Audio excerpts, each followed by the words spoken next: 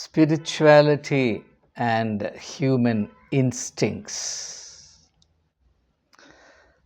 Nobody will dispute the basic assumption that spirituality involves an attempt, sometimes very arduous, calling for a lot of patient endurance and repeated efforts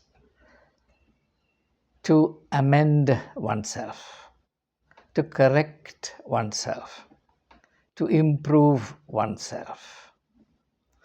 Or to put it in the terminology that's associated with the Hindu school of thought, it is a struggle to emerge from the Alpatman to the Mahatman.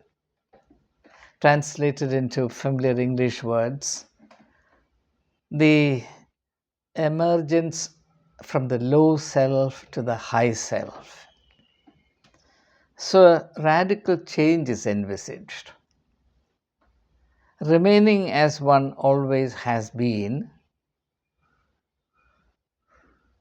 sticking to the position that one is comfortable with or one is used to, or what in fashionable terminology is called staying stuck in one's comfort zone, has very little spiritual value. Now, what this fundamentally involves is that spirituality involves an understanding of human nature, what is good, what is bad, what is wrong, what is positive or noble about it,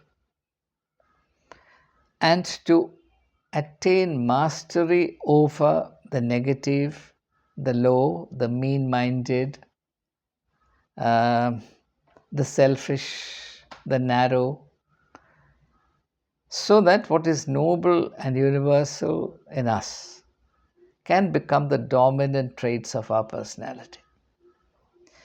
So, from my point of view, one of the basic purposes of spirituality is the attainment of wholesome personality.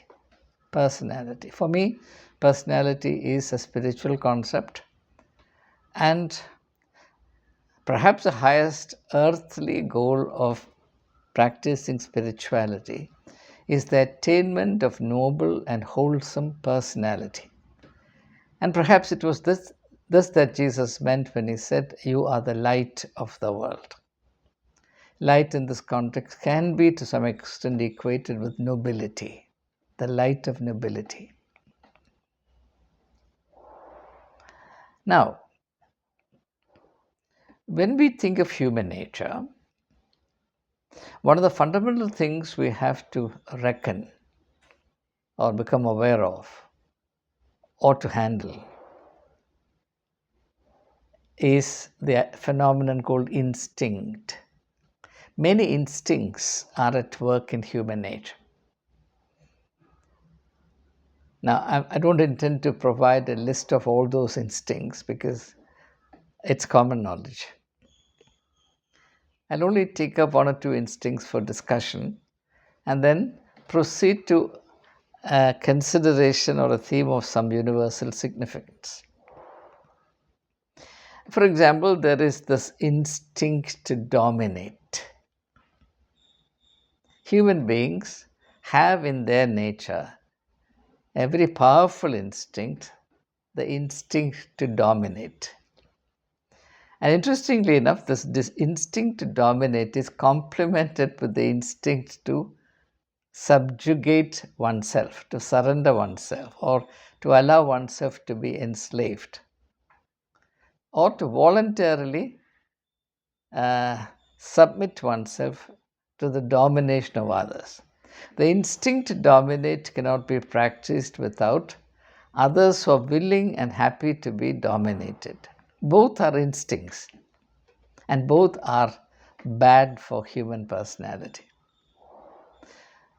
Though the world might think, or as per the common assumption, a person who dominates is considered to be a very smart person, someone who commands respect, and such domineering people will attain a lot of success in this world. But if you really study them from the perspective of personality, you will agree with me that they are in the same pickle, same level of personality bankruptcy as the subjugated or the dominated are. Because both are equally alienated from the riches of human personality. As a matter of fact, the instinct to domination, when it goes beyond a certain level, becomes recognizable psychological aberration or illness. The will to dominate is a form of illness, even though we may glorify it in the public domain for ideological reasons or patriotic reasons or pragmatic reasons or whatever.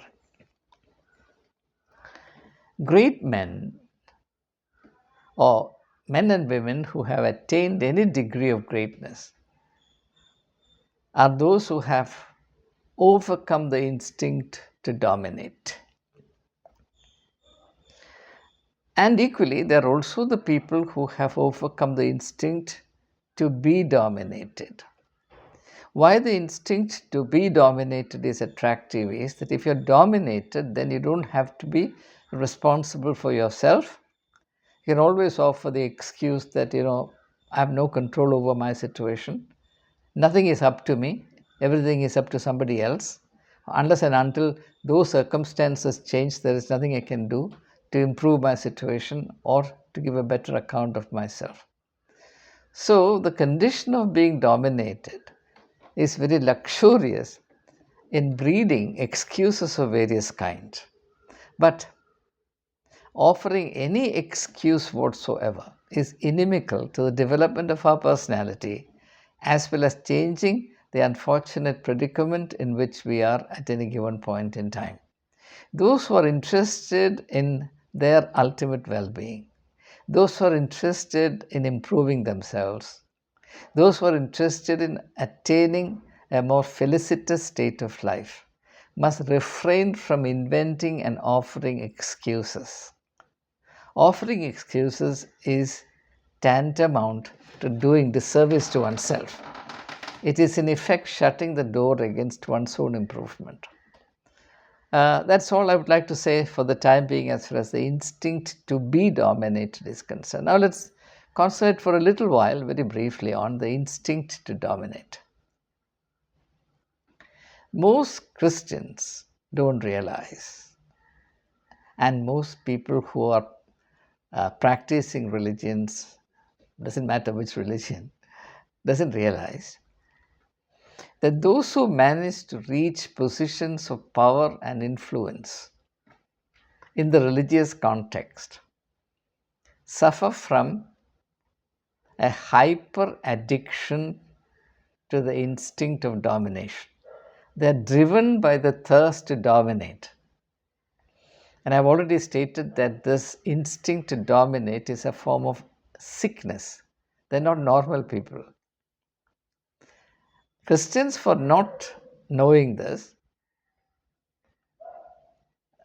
think of the individuals who, driven by this demonic, unhealthy, subhuman instinct to dominate others, by hook or crook, reach positions of religious authority. The members who constitute the religious hierarchy, and who all conduct themselves, therefore, in predictable, stereotypical fashions, trying to exude the power that they really don't have or deserve. Very ordinary, mediocre people begin to act like emperors simply because they happen to occupy positions of power. Whereas power is a very dubious category, at least in the light of biblical spirituality. Jesus renounced power. He renounced earthly wealth. He said the Son of Man has nowhere to lay his head. He said, in this world, men love to lord it over others because they are all sick. In this world, men love to lord it over others. They enjoy exercising dominion over others. They love to dominate others, but it shall not be so with you. You should not be like them. It shall not be so with you. Very clear teaching. And yet, the people who reach positions of authority in church circles are all people who are addicted to domination. Individuals who, in their personality, are a living and furious contradiction of the spiritual discipline Jesus has prescribed for a Christian. And this contradiction is completely overlooked. And the more dictatorial, the more domineering a bishop is, the more respect and slavish loyalty he commands. And kissing his hand is experienced by Christians as some kind of a spiritual fulfillment, precisely for the simple reason that they are not spiritually awakened. The moment you begin to understand the teachings of Jesus Christ in their right meanings, you will feel ashamed of yourself that you became a party to this completely demonic, utterly perverse, and totally sick arrangement. What should be of no problem for even a child to understand is this. The religious leaders, the bishops, etc., they claim that they purchased their authority from Jesus. They claim to be the present day representatives and deputies of Jesus. And by that, they also imply that the role model of Jesus Christ is what guides them and what shapes their idea of the spiritual roles and ministries they perform. And yet, in their tastes, temperaments, their attitudes, their outlook on people, the way they deal with individuals, they are a blatant contradiction of the role model of Jesus Christ. And it amazes me no end that this contradiction is lost sight of on a vast majority of Christians. I can't imagine spiritual blindness worse than this. And yet, this is what rules the roost. So, what Jesus taught is the need to overcome the instinct to dominate.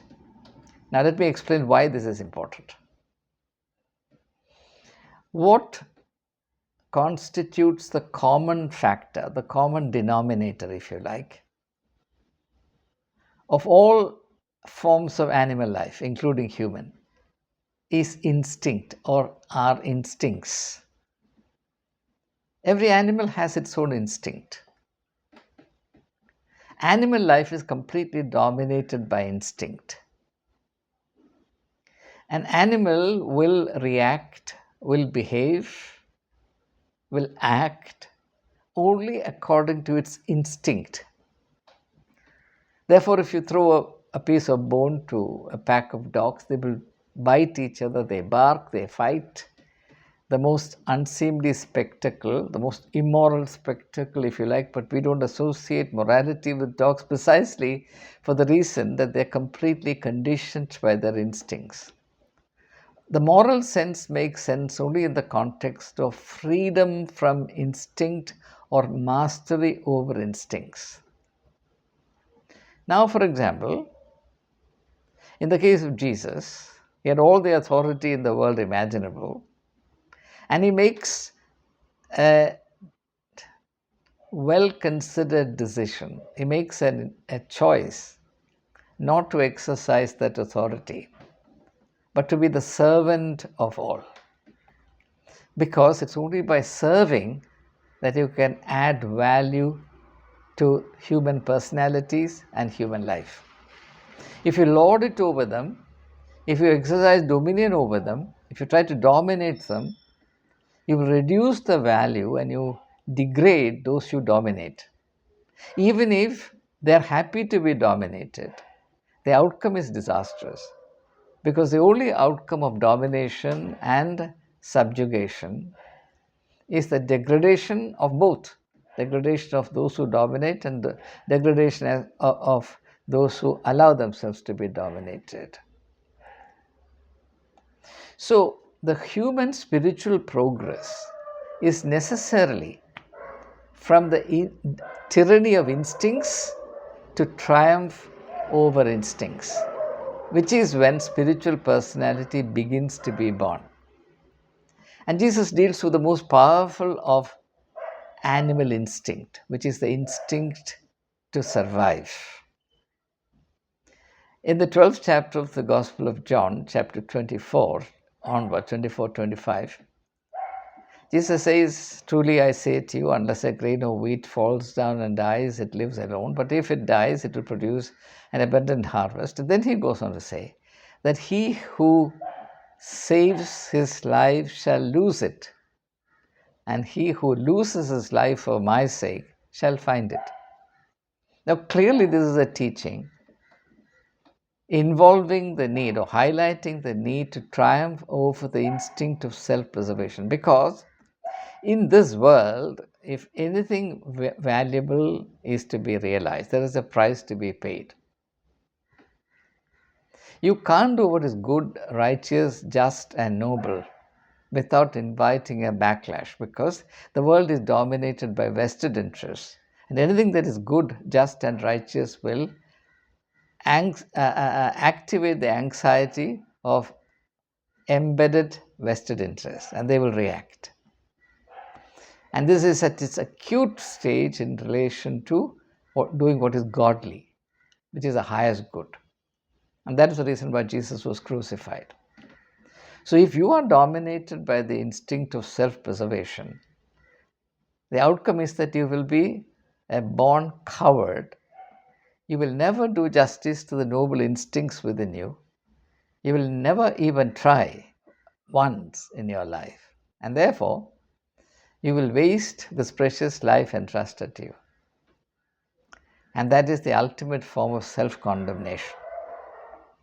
So unless and until we overcome our instincts, our animal instincts, for example, the instinct to thrive at the expense of others, the instinct to feel insecurity in the presence of somebody who is doing better than we are, the instinct to impart cruelty on others and to enjoy the spectacle of their suffering,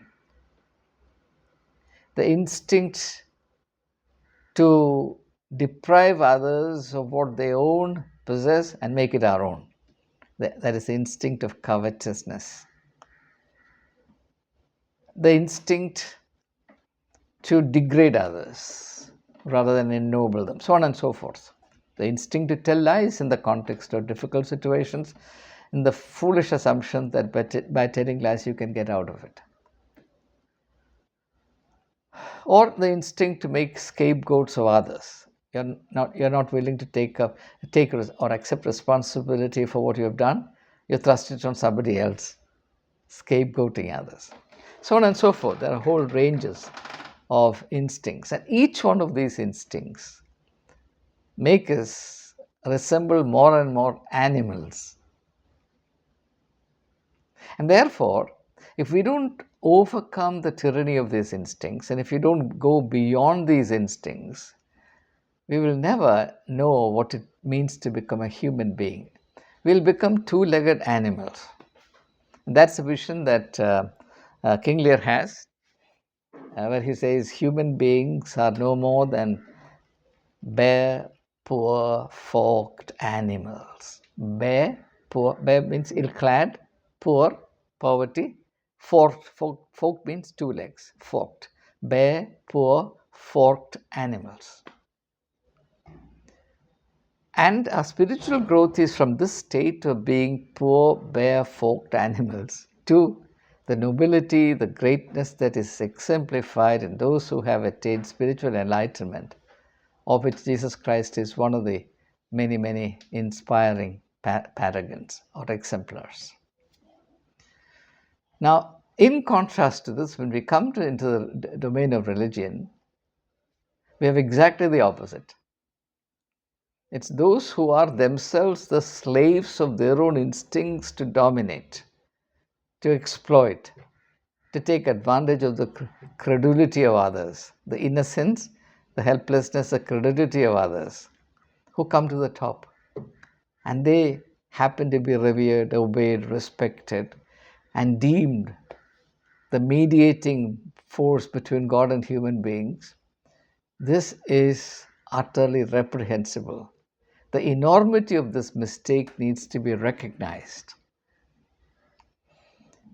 By and large, today I would dare to say that when the teachings of Jesus Christ were organized into an established religion, his meanings got completely perverted. And the spiritual vision with which he started, the vision which he wanted to impart to humanity at large, got distorted, deformed, caricatured, and something exactly the opposite of the spirit of Jesus Christ has been institutionalized, elaborated in the form of church centric, priest centric Christianity, where Jesus explicitly taught that there should be no hierarchy in the spiritual domain. There is a massive and brutal hierarchy in place.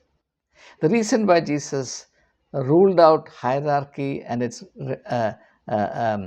relevance to to the religious life of the people is that hierarchy is animated entirely with the spirit of domination, which is the animal instinct. And it's precisely this spirit that we have to transcend if we are to become spiritually alive and spiritually sensitive. It is this contradiction that we need to really become aware of. So, this problem existed in a brutal form when Jesus began his public ministry, and he has said many things in response to this, but unfortunately, all those liberating ideas and teachings have been completely overlooked by the church because the church itself has been taken over and hijacked by a hierarchy comprising entirely of people who are distinguished by their instinct to dominate and to suppress others, to take advantage of their faith, if you like, their credibility to be more accurate. And this is an extraordinarily unfortunate situation. The sooner the so-called believers realize it, the better. Jesus came to set the people free in his name. A religious establishment to enslave the so-called believers has been put in place. And the people who are animating it are actually sick characters without knowing it. They think they're exercising godly authority and equating godly authority with the sickly human animal instinct to dominate is the foremost sin, the most depraved sin you can imagine. I can only appeal to all of you with folded hands to recognize the gravity of this offense, an offense that we perpetrate against ourselves. It corrupts us, degrades us, prevents us from going an inch forward. This tyranny of what I call the tyranny of mediocrity, which is also the tyranny of the instinct to dominate, to enslave, has done enormous harm. If there is any diabolic force in this world, it is this, it is this, it is this. Thank you.